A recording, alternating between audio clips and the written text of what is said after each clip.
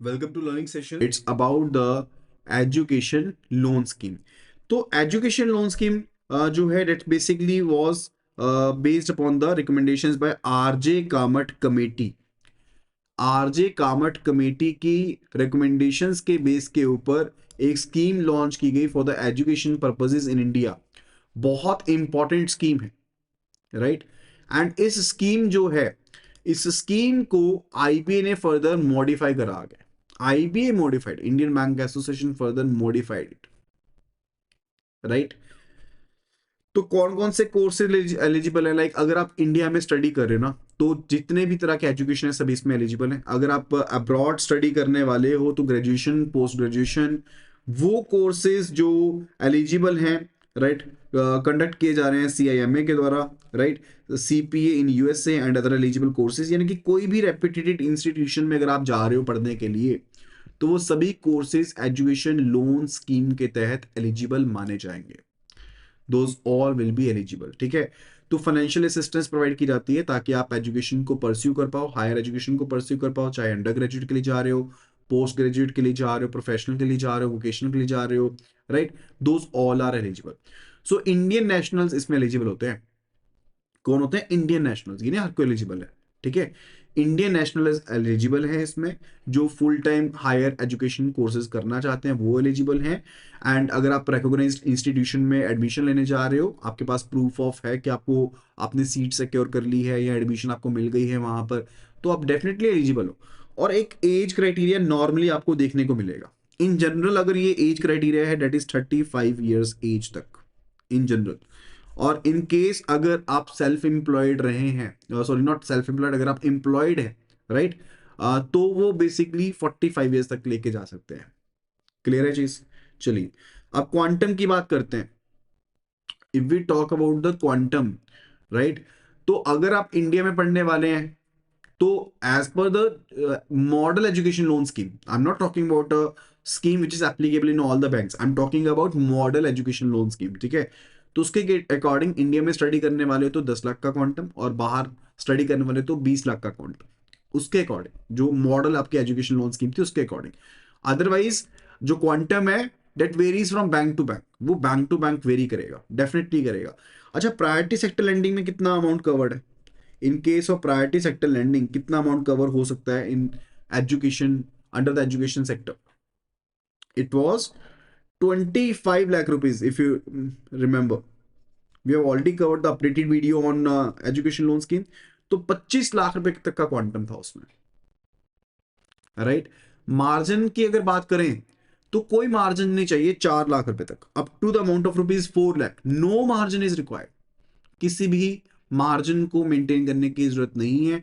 If it is up to rupees 4 lakh. अगर 4 लाख से लेकर के, अगर 4 लाख से ज्यादा है और इंडिया में स्टडी करने वाले तो 5% का मार्जिन है, और अगर बाहर करने वाले तो 15% का मार्जिन है। 15% of margin is to be taken care of, right. तो that will be the margin in case of the education loan scheme. And what about the collateral? क्या कोलेट्रल चाहिए? कोलेट्रल भी आपको 4 लाख तक तो कोई कोलेट्रल नहीं चाहिए, up to the amount of rupees 4 lakh, no collateral is required. Up to the amount of rupees 4 lakh, no collateral is required, is it so? And 4 lakh के ऊपर भी आप थर्ड पार्टी गारंटी ले सकते हो, एंड 7.5 लाख के ऊपर जाकर के आपको चाहिए रहती है कोलेट्रल। तो जनरल क्राइटेरिया तो ये रहता था, क्या रहता था? That up to rupees 4 lakh, no collateral. अच्छा, 4 to 7.5 के अंदर अंदर अगर आप थर्ड पार्टी सूटेबल गारंटी देते हो, थर्ड पार्टी गारंटी देते हो, वो भी सही है। लेकिन above 7.5 lakh definitely collateral is required. फिर कोलेट्रल की रिक्वायरमेंट होती है।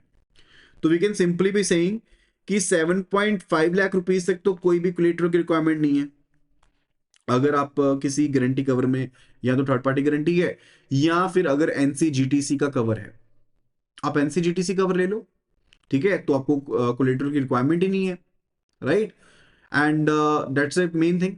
एंड एक इंपॉर्टेंट पॉइंट, ये वाला पॉइंट देखो, केवाईसी डॉक्यूमेंट जो है ना, जो भी केवाईसी डॉक्यूमेंट्स है, लोन डॉक्यूमेंट्स है, those are executed by student and their parent और गार्डियन। यानी कि ज्वाइंट एग्जीक्यूशन होगी डॉक्यूमेंट्स की। केवाईसी डॉक्यूमेंट्स कौन से होंगे? ज्वाइंट एग्जीक्यूट होंगे। लोन डॉक्यूमेंट्स एग्जीक्यूट कैसे होंगे? ज्वाइंट एग्जीक्यूशन होगी। यानी कि there will be a co-borrower in case of the education loan, and co-borrower कौन रहेगा? स्टूडेंट के पेरेंट्स या guardian, those will be made को borrower.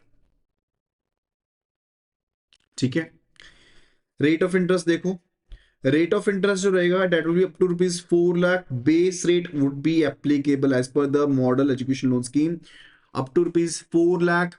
Base rate would be applicable, 4 lakh से ऊपर बेस रेट प्लस 1% का rate applicable रहेगा during the moratorium holiday, during the repayment holiday. And repayment holiday के दौरान, रीपेमेंट हॉलीडे होता है जब आपने कोई इंस्टॉलमेंट अभी वापस नहीं करनी है, तो रीपेमेंट हॉलीडे पीरियड के दौरान which is course period plus 1 year. अगर जॉब नहीं लगी है और अगर जॉब लग जाती है तो it is course period plus 6 months of getting job which ever is earlier, right. तो उस केस में ये पीरियड रहता है। तो इन सिनेरियोज में, under these scenarios, under these scenarios the interest rate which will be applicable will be the simple interest. Repayment holiday के दौरान सिंपल इंटरेस्ट एप्लीकेबल रहता है। एंड इंटरेस्ट जो डेबिट होगा वो क्वार्टरली बेसिस पर या फिर हाफ ईयरली बेसिस के ऊपर होगा।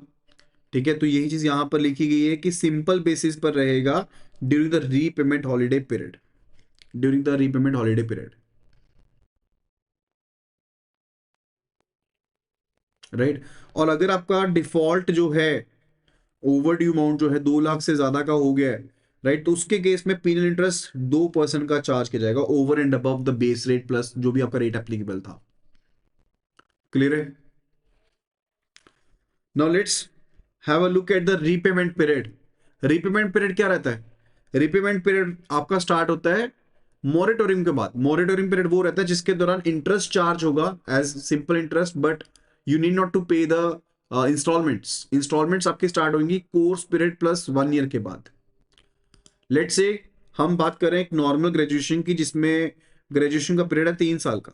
ग्रेजुएशन इज ऑफ 3 ईयर्स, तो 3 ईयर्स प्लस 1 ईयर ये आपका मॉनिटरिंग पीरियड रहेगा अगर जॉब नहीं लगी है। और अगर जॉब लग गई है, अगर जॉब लग गई है फिर रहेगा 3 ईयर्स प्लस 6 मंथ्स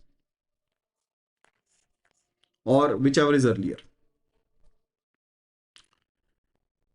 ठीक है, तो उसके हिसाब से आपका रीपेमेंट पीरियड रहेगा।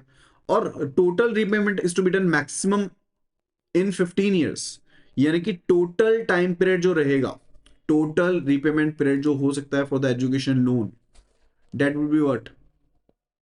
That would be maximum 15 years plus, max की बात कर रहा हूं मैं, मैक्सिमम 15 ईयर्स प्लस जो आपका रीपेमेंट हॉलीडे था। यानी कि लेट से 4 साल का हो गया ना, 3 साल हो गया, ये कोर्स का पीरियड हो गया एंड प्लस 1 हो गया। तो अगर कोई कोर्स 4 साल का है तो वो 15 + 5 हो जाएगा एंड सो ऑन। तो इसमें जो आपका मॉरेटोरियम पीरियड है वो बीच में ऐड हो जाएगा। मोरेटोरियम जो पीरियड है that will be added up over here. Clear with it? Is it clear? That's about the repayment period. And अगर आप इंटरेस्ट को सर्विस करते हो ड्यूरिंग द मॉरेटोरियम पीरियड तो आपको इंटरेस्ट कंसेशन भी मिलेगा। If you service the interest during the moratorium period then you get the interest concession that will be of 1 to 2%। And girl students के लिए interest concession 0.5% का available रहने वाला है। 0.5% of interest concession would be available. That's about the model education loan scheme. That will be all about today video। आज की video में सिर्फ इतना ही। आई होप कि आपने सभी टॉपिक्स को अच्छे से समझा होगा। अगर किसी भी तरह का डाउट है तो you can be letting no in the comment section and further do download the application from the link iibf24/app। And अगर आप iOS यूजर हैं it will be asking for the ORG code which is GEGKT। So just do download the application and start your preparations. Thank you so much and see you again in the next video.